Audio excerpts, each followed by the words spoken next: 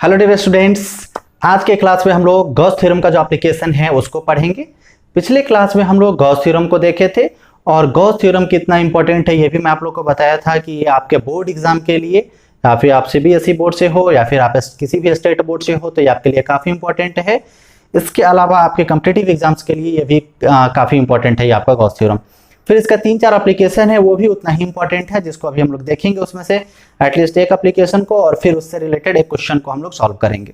ठीक है, तो सबसे पहले हम लोग थोड़ा सा गॉस थ्योरम को एक बार रिपीट कर देते हैं क्योंकि हो सकता है कि कुछ लोग उस दिन क्लास अटेंड नहीं किए हो या फिर जो किए भी हो उनके माइंड में नहीं हो, तो एक बार रिवीजन के तौर पे हम लोग रिपीट कर लेते हैं उसको। सबसे पहले हम लोग इलेक्ट्रिक फ्लक्स थोड़ा सा देख लेते हैं क्योंकि इलेक्ट्रिक फ्लक्स का इसमें बहुत बड़ा योगदान है इस पूरे टॉपिक में। तो इलेक्ट्रिक फ्लक्स हमारा एक्चुअली क्या होता है? इलेक्ट्रिक फ्लक्स कहने का मतलब है कि अगर हम लोग के पास एक चार्ज है, उस चार्ज के कारण चारों तरफ क्या है, इलेक्ट्रिक फील्ड क्रिएट होता है। और इलेक्ट्रिक फील्ड क्यों क्रिएट होता है? क्योंकि उसके चारों तरफ इलेक्ट्रिक फील्ड लाइन निकल रहा होता है।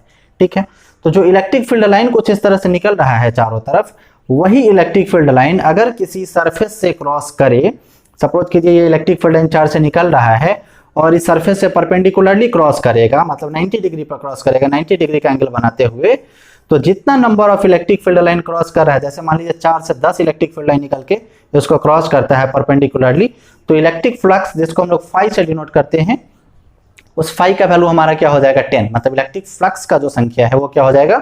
10। अगर electric field line perpendicularly cross कर नहीं करके अगर कुछ एंगल बनाते हुए, कुछ तिरछा एंगल बनाते हुए 30, 40, 50 इस तरह से एंगल बनाते हुए क्रॉस करे, तो उस कंडीशन में जो इलेक्ट्रिक फ्लक्स का फॉर्मूला होगा या फिर जो डेफिनेशन होगा वो थोड़ा सा चेंज हो जाएगा। उस समय total number of electric field line हमारा इलेक्ट्रिक फ्लक्स नहीं कहलाएगा। उस कंडीशन में हम लोग थोड़ा सा एक टर्म जानना चाहिए, एरिया वेक्टर। जनरली हम लोग क्या जानते हैं कि एरिया हमारा एक स्केलर क्वांटिटी है, जो फैक्ट भी है कि एरिया हमारा स्केलर क्वांटिटी है। जैसे इमेजिन कीजिए कि ये बोर्ड हमारा क्या है? स्केलर क्वांटिटी है। लेकिन अगर इस बोर्ड पर एक छोटा सा एरिया हम कहीं भी ले ले तो ये छोटा सा जो एरिया है ये हमारा वेक्टर क्वांटिटी हो जाएगा। और इसका जो डायरेक्शन है ये परपेंडिकुलरली, मतलब लंबवत बाहर की तरफ या फिर लंबवत अंदर की तरफ, नॉर्मली आउटवर्ड या फिर परपेंडिकुलरली इनवर्ड, ऐसा इसका डायरेक्शन हो जाएगा। तो इस कंडीशन में इमेजिन कीजिए कि इलेक्ट्रिक फील्ड लाइन जो है, यहाँ पे चार्ज है, यहाँ से इलेक्ट्रिक फील्ड लाइन निकलते हुए ऐसे तिरछा जा रहा है। इमेजिन कीजिए कि इलेक्ट्रिक फील्ड लाइन ऐसे जा रहा है। तो इस कंडीशन में इलेक्ट्रिक फील्ड लाइन हमारा सपोज कीजिए कि इस एरिया से ऐसे क्रॉस कर रहा है। तो इस कंडीशन में जहां से ये क्रॉस करेगा वहां का छोटा सा एरिया हम लोग कंसीडर करेंगे, और ये जो छोटा सा एरिया है इसका डायरेक्शन हमारा किधर से है? ऐसे बाहर की तरफ है। ये हमारा सपोज कीजिए कि इलेक्ट्रिक फील्ड लाइन ऐसे जा रहा है तिरछा, और इलेक्ट्रिक फील्ड लाइन ऐसे जा रहा है, और एरिया वेक्टर का डायरेक्शन ऐसे है। अब एरिया वेक्टर को हम लोग किस चीज से डिनोट करते हैं? ds से, जो छोटा सा। अब एरिया को हम लोग या तो a से डिनोट करेंगे या फिर s से, a फॉर एरिया या फिर s फॉर सरफेस एरिया, है ना। तो जनरली बुक में s से डिनोट किया हुआ, बहुत सारे बुक में, कुछ में a से भी है, तो इसको हम लोग s से ही डिनोट करेंगे। तो ये जो छोटा सा एरिया से क्रॉस कर रहा है, तो छोटा सा एरिया हम लोग ds, कोई भी छोटा सा टर्म को अगर आपको एक्सप्लेन करना हो तो आप उसको आप ds से कंसिडर करेंगे। तो ये जो हमारा एरिया वेक्टर जिसका डायरेक्शन इधर है उसको हम लोग ds कंसिडर करेंगे। और ये जो इलेक्ट्रिक फील्ड लाइन हमारा जा रहा है E, इलेक्ट्रिक फील्ड लाइन का कंपोनेंट हम लोग इधर लेंगे। कंपोनेंट आप लोग 11th में अच्छे से पढ़े होंगे, नहीं तो एक बार मैं रिपीट कर देता हूं। जैसे ये इलेक्ट्रिक फील्ड लाइन E है और एरिया वेक्टर ds है, दोनों के बीच कुछ ना कुछ एंगल है, 30, 40, 50, 60 डिग्री कुछ भी। तो ये एंगल, इसका कंपोनेंट हम लोग इस डायरेक्शन में ले सकते हैं। जैसे बीच में अगर थीटा इसके साथ जुड़ा हुआ है तो इसका कंपोनेंट इस डायरेक्शन में क्या हो जाएगा? E cos थीटा, और इधर क्या हो जाएगा? नीचे की तरफ E sin थीटा। तो इसका कंपोनेंट जो है एरिया वेक्टर का डायरेक्शन में हमको ले लेना है। तो एरिया वेक्टर का डायरेक्शन में इसका कंपोनेंट क्या हो जाएगा? E cos theta. क्लियरली ध्यान से समझिए कि इलेक्ट्रिक फील्ड लाइन का कंपोनेंट किधर लेना है? एरिया वेक्टर का डायरेक्शन में लेना है, और एरिया वेक्टर का जो वैल्यू है वो क्या है? ds है। इसके आगे फिर कॉन्सेप्ट को समझिए। अब डिफिनीशन चेंज होकर हमारा क्या हो जाता है? डिफिनीशन चेंज होकर हमारा ऐसा हो जाता है कि इलेक्ट्रिक फ्लक्स किस कंडीशन में? जब हमारा इलेक्ट्रिक फील्ड लाइन तिरछा जा रहा है उस कंडीशन में। Electric flux is the dot product of component of electric field line in the direction of area vector and the area vector.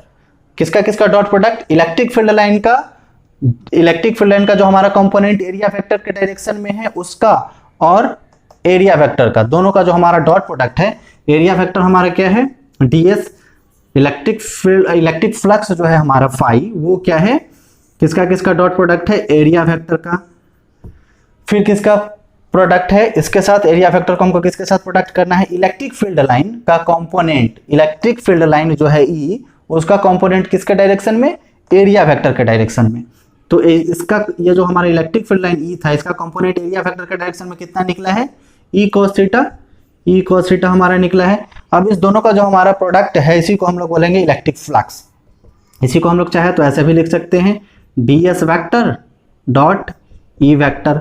मतलब कि जैसे ये हमारा डॉट प्रोडक्ट है, ए वेक्टर डॉट बी वेक्टर का डॉट प्रोडक्ट हम लोग करते थे तो क्या मिलता था, ए बी cos थीटा मिलता था। उसी तरह ds vector into E vector is equal to ds into E cos theta, इस तरह का हमारा कंडीशन मिलता है।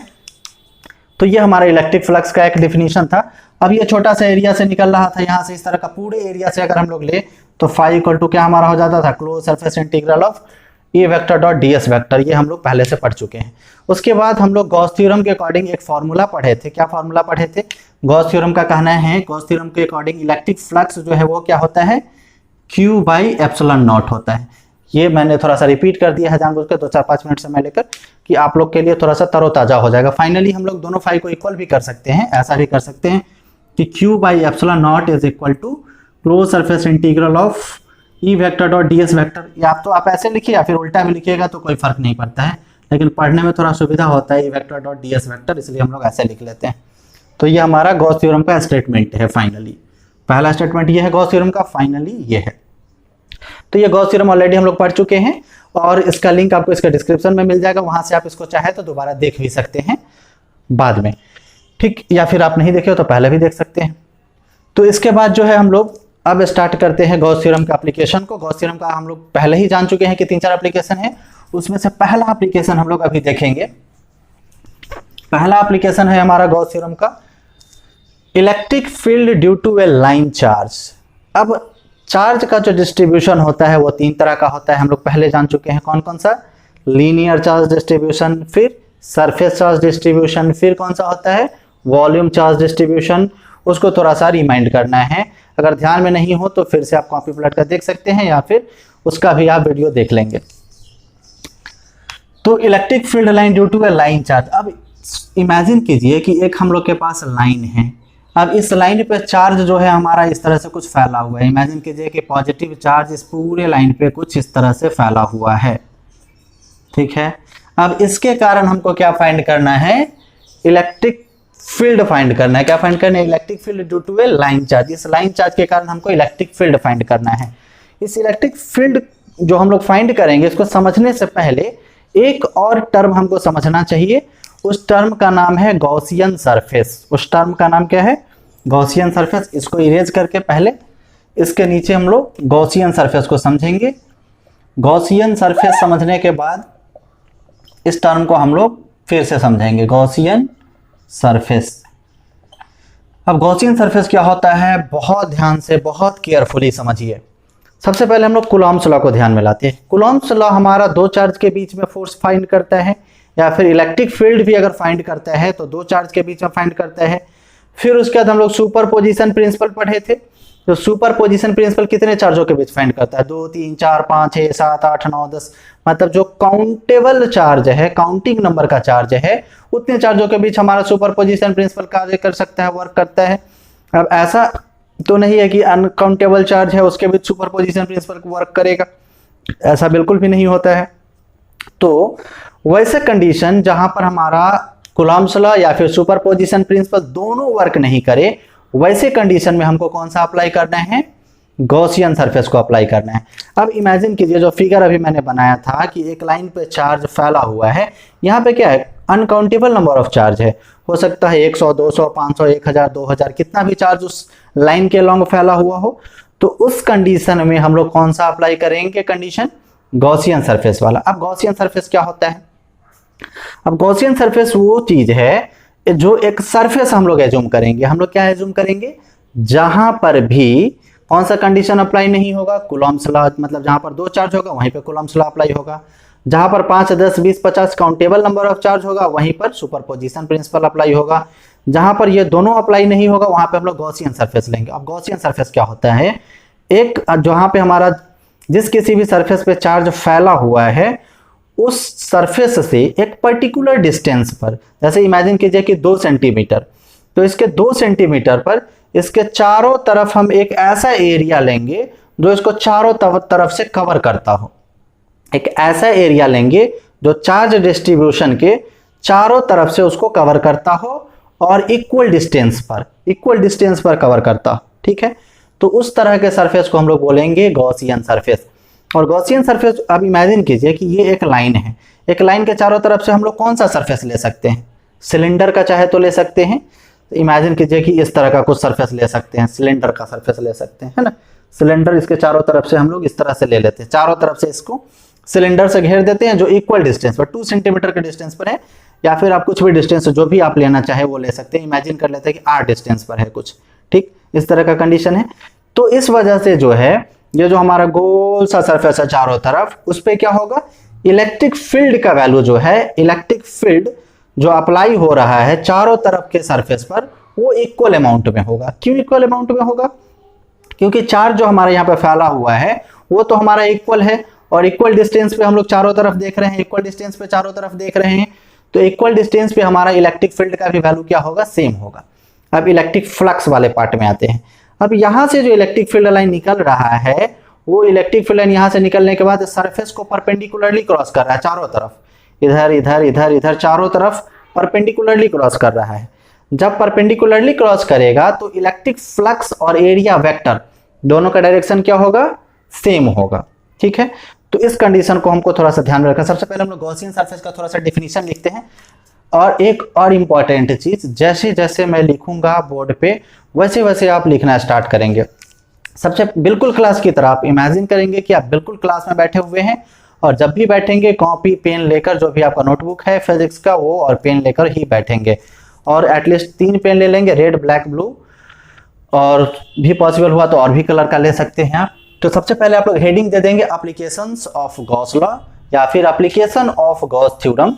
उसके बाद इसके अंदर 3-4 टॉपिक हम लोग पढ़ेंगे, जिसमें है पहला टॉपिक आपका electric field due to line charge. Electric field हमको निकालना है लाइन चार्ज के कारण, और उसके अंदर हम लोग पढ़ रहे हैं गॉसियन सरफेस, क्योंकि इसमें हमको जरूरत पड़ने वाला है गॉसियन सरफेस का। ठीक है, तो हेडिंग दे दीजिए। हेडिंग सबसे पहले लिख लीजिए आप लोग गॉसियन सरफेस, फिर हम लोग लिखना चालू करते हैं। जैसे जैसे मैं बोर्ड पर लिखूंगा बिल्कुल आप भी वैसे वैसे मेरे साथ ही लिखना चालू करेंगे।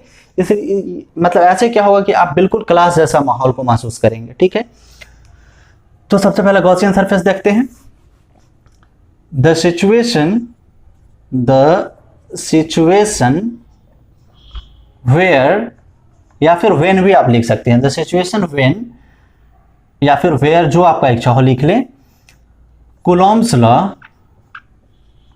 The situation when Coulomb's law और सुपरपोजिशन प्रिंसिपल, और सुपरपोजिशन प्रिंसिपल और superposition principle can't be applied, can't be applied.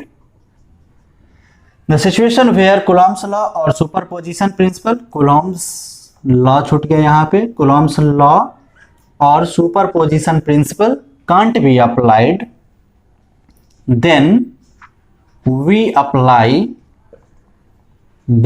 apply Gaussian surface, then we apply Gaussian surface, then we apply Gaussian surface। अब Gaussian surface क्या होता है, ये तो Gaussian surface apply करते हैं। अब Gaussian surface क्या होता है वो देखते हैं। Now Gaussian surface, now Gaussian surface is a surface which covers, Gaussian surface is a surface which covers the whole charge distribution, the whole charge distribution Gaussian surface एक ऐसा सरफेस है जो क्या करता है, कवर करता है पूरे चार्ज डिस्ट्रीब्यूशन को। मान लीजिए कि चार्ज डिस्ट्रीब्यूशन अगर कुछ इस तरह का हो, चार्ज अभी शीट पे कुछ फैला हुआ है, तो इस कंडीशन में हम लोग ऐसा सरफेस एक एज्यूम करेंगे जो इसको पूरे को कवर कर ले। मान लीजिए लाइन पे फैला हुआ है, तो इस कंडीशन में हम लोग एक ऐसा सरफेस एज्यूम करेंगे जो इसको पूरे को कवर करके अंदर कर ले, है ना। मतलब गॉसियन सरफेस एक ऐसा सरफेस है जो कैसा भी चार्ज डिस्ट्रीब्यूशन हो उसको चारों तरफ से शील्ड के रूप में, मतलब उसको चारों तरफ से कवर कर लेगा, है ना। उसी को हम लोग बोलेंगे गॉसियन सरफेस। ठीक, अब गॉसियन सरफेस में एक और खासियत होना चाहिए, उसको आगे हम लोग मेंशन करेंगे। द इलेक्ट्रिक फील्ड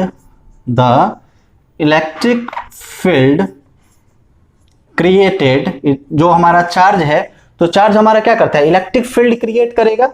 तो इलेक्ट्रिक फील्ड का जो वैल्यू है वो इक्वल होना चाहिए। जो इलेक्ट्रिक फील्ड का वैल्यू है वो जो हमारा गॉसियन सरफेस है उस पर चारों तरफ इक्वल होना चाहिए। The value of electric field created should be always equal at every part of Gaussian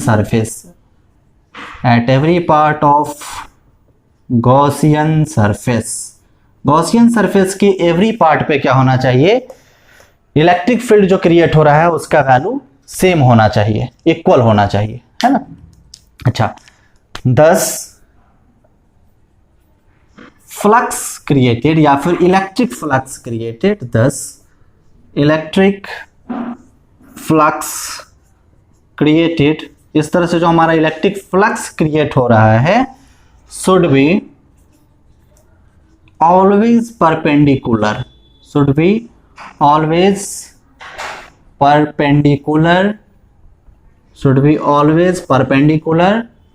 to the surface, जो हमारा गॉसियन सरफेस है उसके ऑलवेज परपेंडिकुलर होना चाहिए। क्या परपेंडिकुलर होना चाहिए, electric flux. In another way, और दूसरे तरह से अगर हम लोग कहें, और in another way electric flux, और दूसरे तरह से देखें तो इलेक्ट्रिक फ्लक्स क्या होना चाहिए, should be in same line of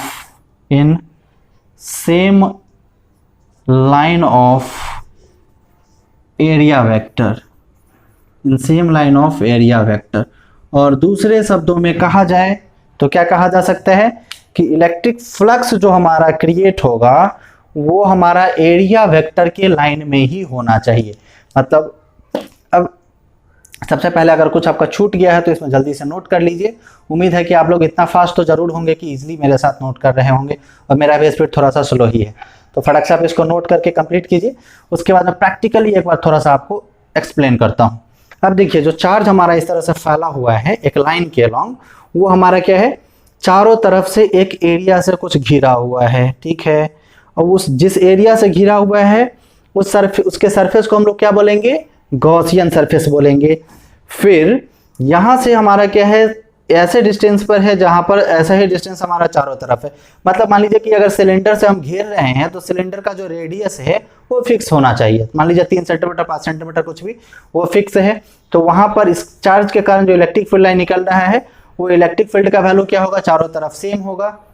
फिर इलेक्ट्रिक फ्लक्स जो हमारा क्रिएट होगा, जो इलेक्ट्रिक फील्ड लाइन यहाँ से निकल रहा होगा, मान लीजिए कि ये चार्ज इस पर पूरा फैला हुआ है, तो यहाँ से कुछ इलेक्ट्रिक फील्ड लाइन निकल रहा होगा कुछ इस तरह से। मान लीजिए इलेक्ट्रिक फील्ड लाइन ऐसे निकल रहा है, तो इलेक्ट्रिक फील्ड लाइन सरफेस जो है हमारा सरफेस, सिलेंडर का सरफेस कुछ इस तरह से होगा, उसको क्या करेगा, परपेंडिकुलरली क्रॉस करेगा।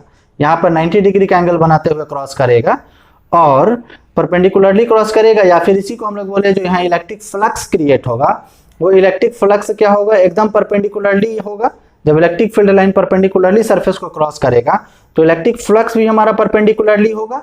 या फिर कहें तो इलेक्ट्रिक फील्ड लाइन जहां से क्रॉस करता है वहां के एरिया को हम लोग क्या बोलते हैं, एरिया वेक्टर।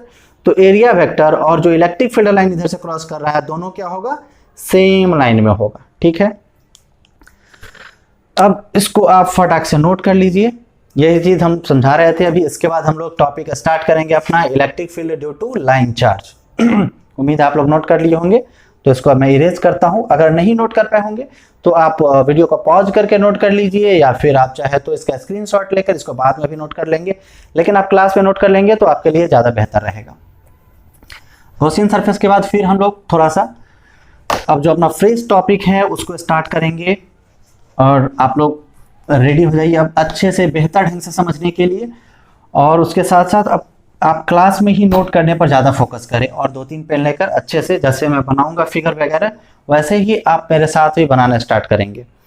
तो सबसे पहले हम लोग क्या करेंगे, एक हम लोग लाइन ले लेते हैं। इस लाइन पे क्या है, हमारा चार्ज पूरा डिस्ट्रीब्यूटेड है। इस लाइन पे हमारा चार्ज जो है वो फैला हुआ है।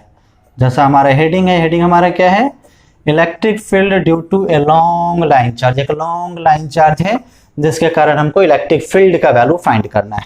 ठीक है, अब इसके कारण मान लीजिए कि यहाँ से कुछ r डिस्टेंस पर, ये जो हमारा चार्ज है यहाँ से कुछ r डिस्टेंस पर यहाँ पे हमको कुछ इलेक्ट्रिक फील्ड का वैल्यू फाइंड करना है।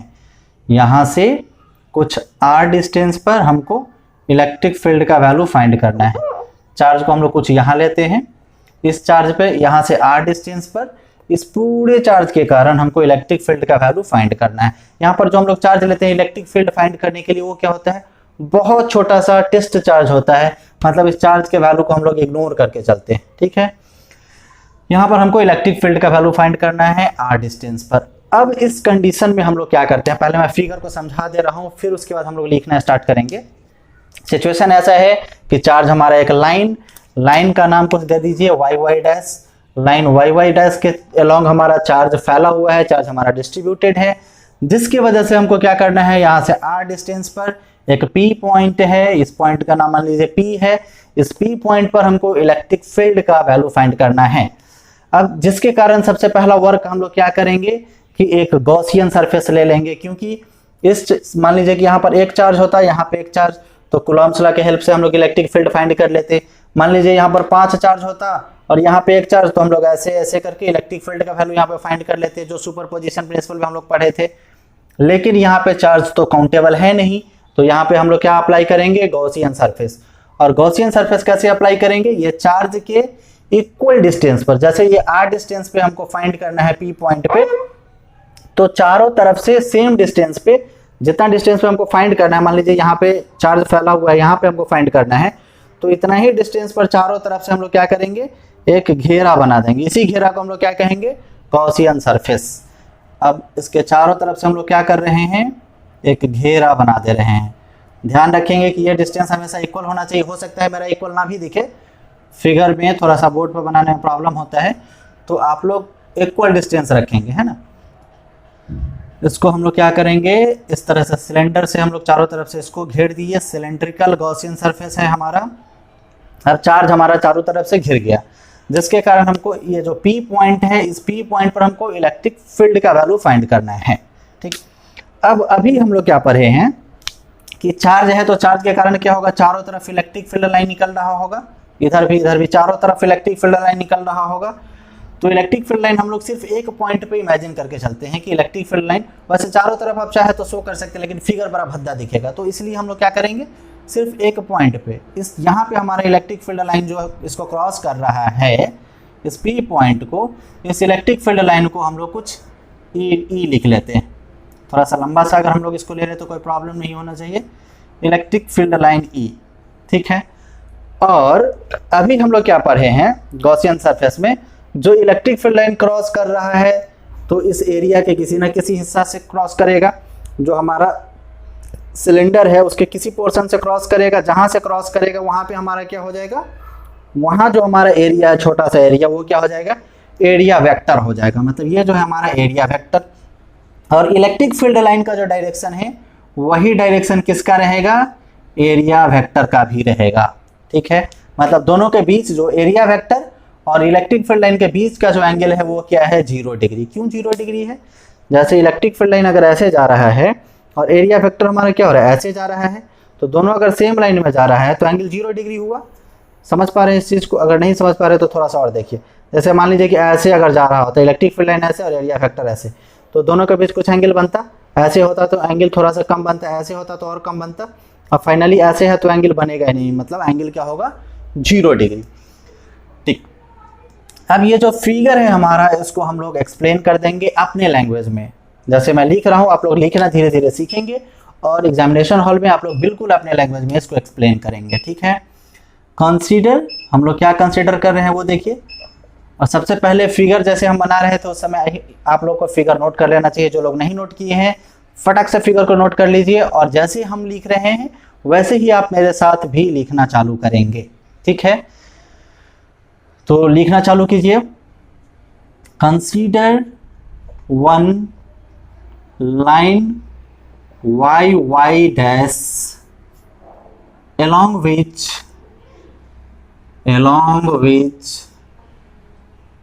charge is spread।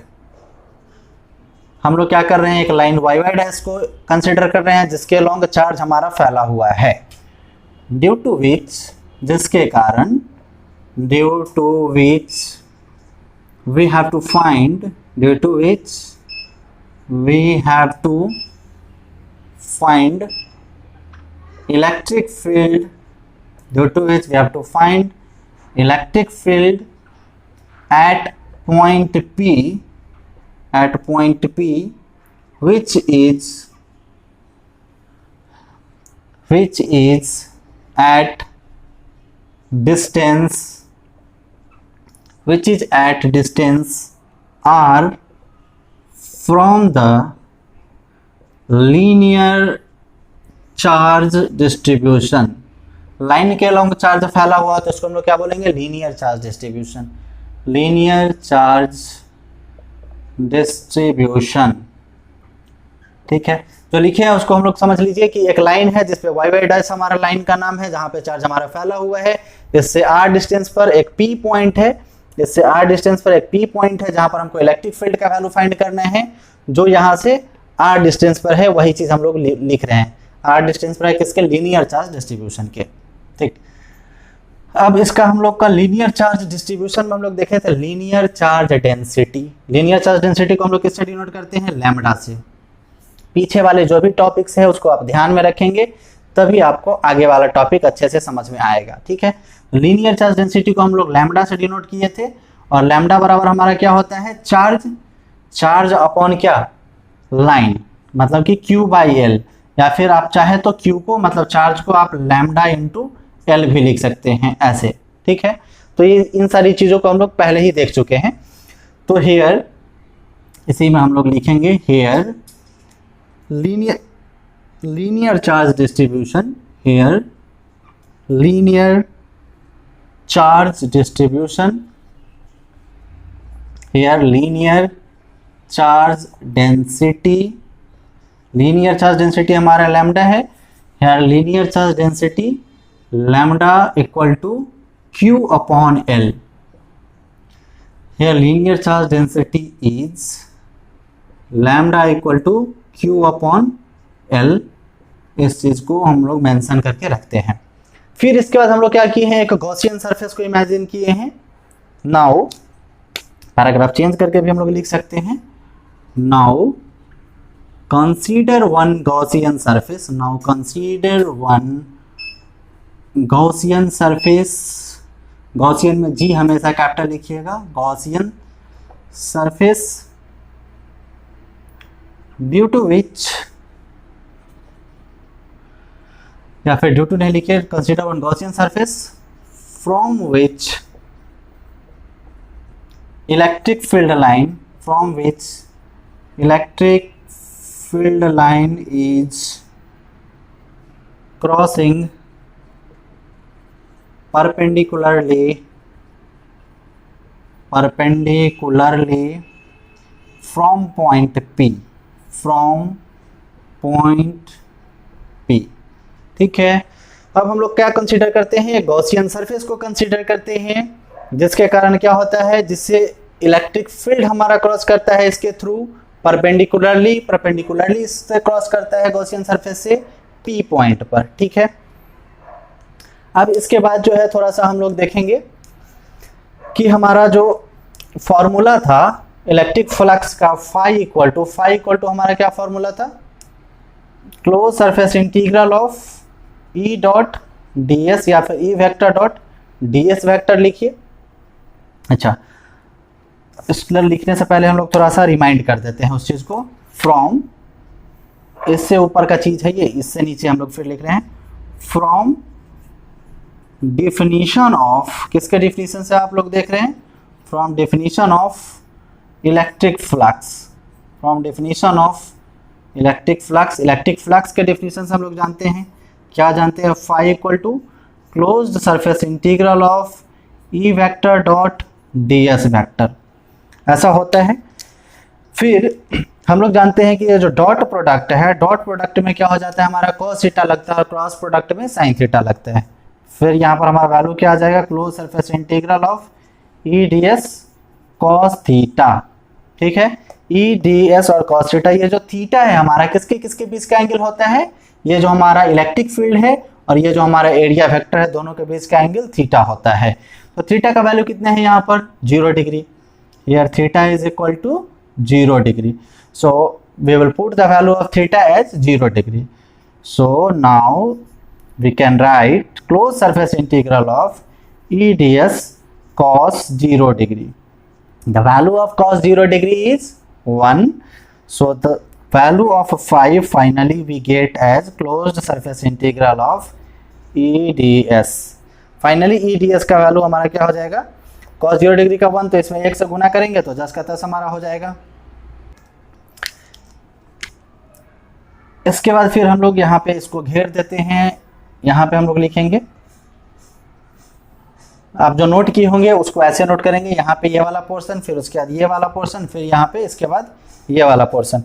तो फाई इक्वल टू हमारा क्या हो जाएगा, फाइनली फाई इक्वल टू हो जाएगा, यहाँ पर हम लोग पहले भी इस चीज का चर्चा कर चुके हैं, देख चुके हैं कि इलेक्ट्रिक फील्ड जो होता है वो हमारा क्या होता है, स्केलर क्वांटिटी। इलेक्ट्रिक फील्ड का हमारा फॉर्मूला क्या होता है, Q by 4 pi epsilon naught into r square. 1 by 4 pi epsilon naught का वैल्यू तो फिक्स है, 9 इंटू 10 टू द पावर 9, उसको आप हमेशा याद रखेंगे। और Q मतलब चार्ज का जो वैल्यू है वो हमारा कितना होता है, 5 कूलम, 10 कूलम, 20 कूलम, 50 कूलम, वो भी हमारा फिक्स है यहाँ पर, जो चार्ज फैला हुआ उसका वैल्यू। और R मतलब ये जो डिस्टेंस है ये भी हमारा फिक्स है। मतलब इलेक्ट्रिक फील्ड ओवरऑल हमारा क्या है, इलेक्ट्रिक फील्ड जो है हमारा वो कांस्टेंट है, इसको हम लोग बाहर निकाल देंगे, इलेक्ट्रिक फील्ड को बाहर निकाल देंगे। फाइनली फाई इक्वल टू क्या होगा, electric field into close surface integral of DS. अब close surface integral of DS कहने का क्या मतलब है कि यहाँ पर हम लोग पूरे सरफेस को इंटीग्रेट करेंगे। यहाँ पर जो हमारा गॉसियन सरफेस है, गॉसियन सरफेस यहाँ पे क्या है, हमारा सिलेंडर है, तो सिलेंडर के पूरे सरफेस को हम लोग इंटीग्रेट करेंगे।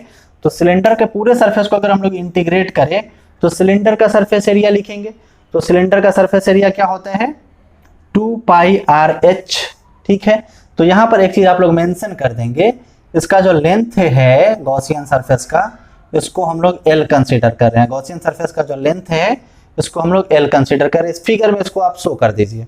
आप चाहे तो इस पर सेंटेंस बना के भी एक सेंटेंस जोड़ सकते हैं, the length of Gaussian surface is L, ठीक है। तो यहाँ पर जो ई है, ई को हम लोग इधर रहने देते हैं और इनटू फॉर्मूला हमारा क्या हो गया, ये 2 पाई आर एच सिलेंडर का पूरे सरफेस का, तो 2 पाई और यहाँ पर जो हमारा रेडियस है उसका रेडियस आर है और इनटू जो हमारा हाइट है, ये हाइट हमारा क्या है एल, 2 पाई आर एल।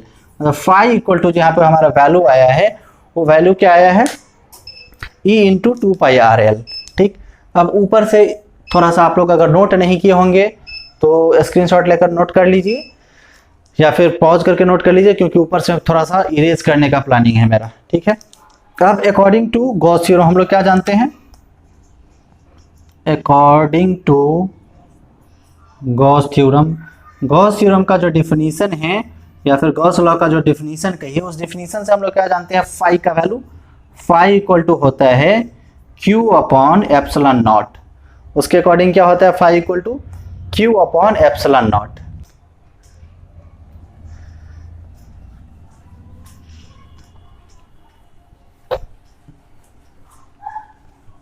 अब इस पोर्शन में हम लोग फिर बाकी का कैलकुलेशन देखते हैं। अब यहाँ पर जो है हमारा phi equal to Q by epsilon naught, यहाँ पे क्यू का वैल्यू अभी हम लोग देखे थे, लैम्डा का वैल्यू क्या था, लैम्डा का वैल्यू था Q बाई एल, तो अगर हम लोग Q का वैल्यू लिखना चाहे तो Q का वैल्यू हम लोग क्या लिख सकते हैं, लैम्डा इंटू एल, है ना। Q इक्वल टू, इसका क्रॉस मल्टीप्लाई अगर हम लोग कर रहे हैं तो Q इक्वल टू हम लोग लिख सकते हैं लैम्डा इंटू एल, ठीक है। तो ये Q का जो वैल्यू है इसको हम लोग यहाँ पे पुट कर देंगे, तो फाई इक्वल टू क्या हो जाएगा, इसको तो हम लोग ऑलरेडी जान रहे हैं तो इसको हम लोग नहीं लिखते हैं। फाई इक्वल टू क्या हो जाएगा, lambda into L by epsilon naught, यहाँ से, ठीक है।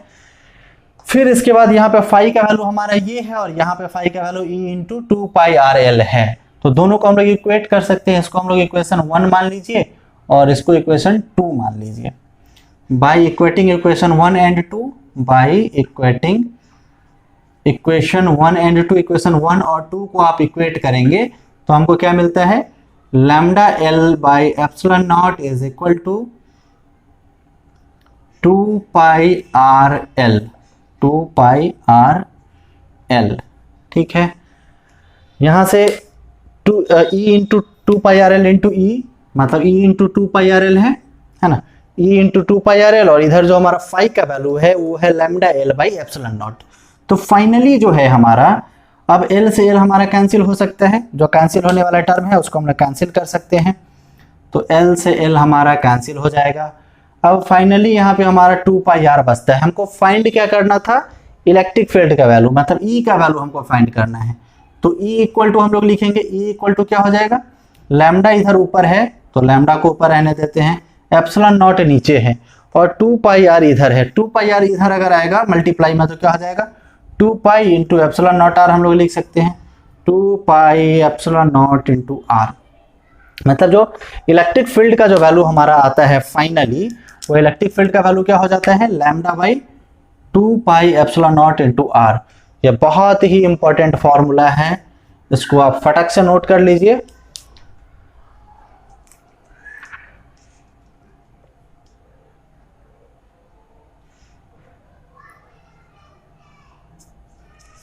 उम्मीद है कि आप इसको नोट कर चुके हैं। अच्छा, इसके बाद जो है इससे रिलेटेड एक क्वेश्चन को हम लोग देखेंगे।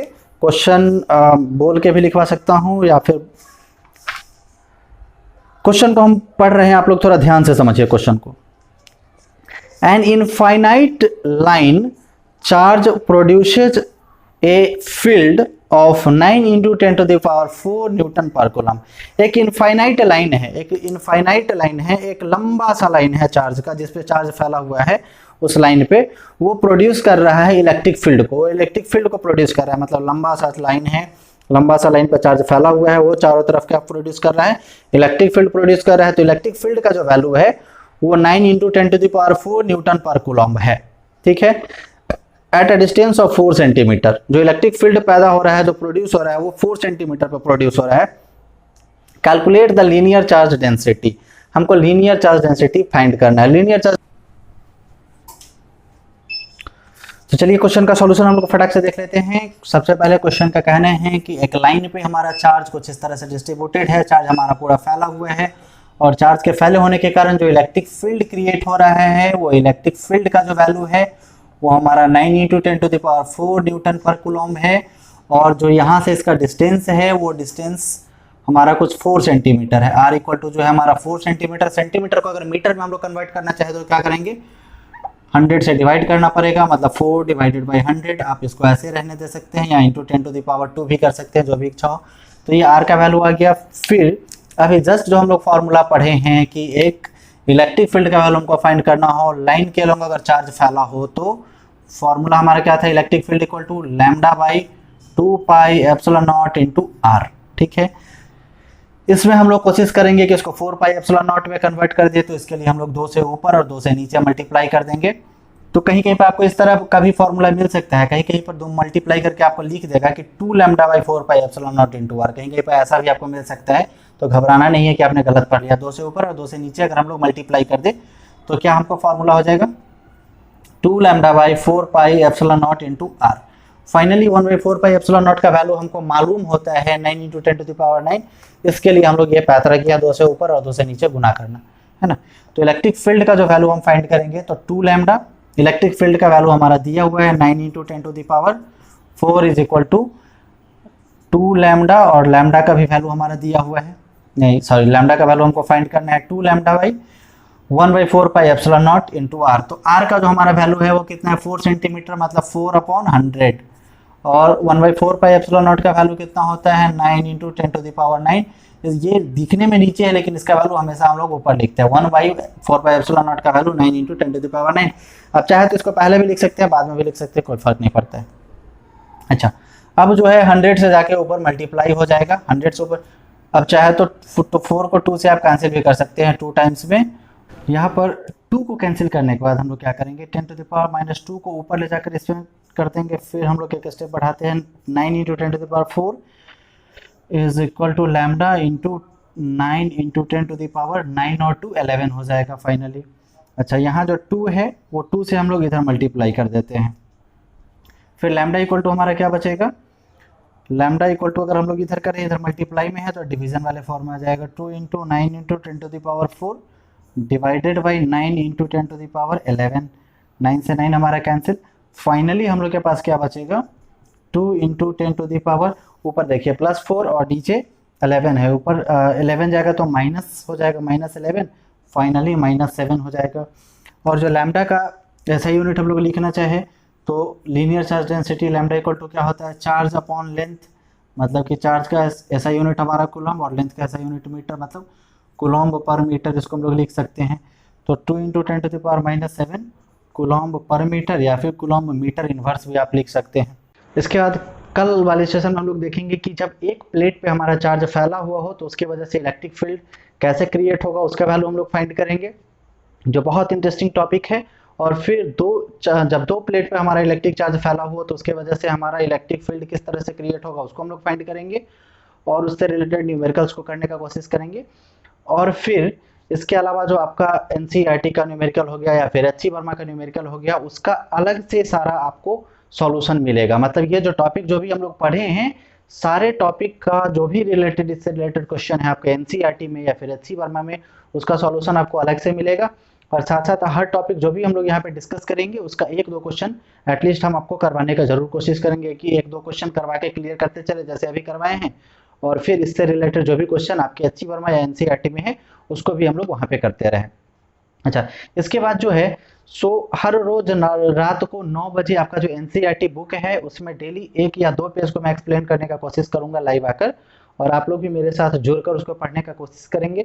और धीरे धीरे आपको देखेंगे कि आपको विद इन 6 to 7 मंथ्स आपका पूरा बुक खत्म हो जाएगा। पूरा जो आपका एनसीईआरटी का बुक है उसको आप लाइन बाय लाइन पढ़ चुके होंगे। और जनरली हम क्या ऑब्जर्व करते हैं कि आप लोग मतलब स्टूडेंट लोग जो हैं पढ़ने का खुद से कोशिश नहीं करते हैं, या फिर उनको बहुत सारी प्रॉब्लम है, वर्ड का प्रॉब्लम है, प्रॉब्लम पढ़ने में कठिनाई होती है।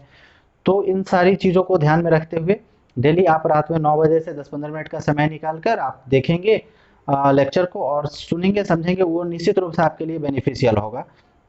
अच्छा, फिर डेली मॉर्निंग में जो आपका सवेरे 7 बजे क्लास है, 7 बजे आप एकदम टाइम पे कॉपी पेन लेकर लाइव क्लास आ जाएंगे। कोशिश रहेगा कि 1 घंटा से कम का ही क्लास हो, कि आपको बहुत ज़्यादा समय देकर बोरिंग टाइप का महसूस नहीं हो।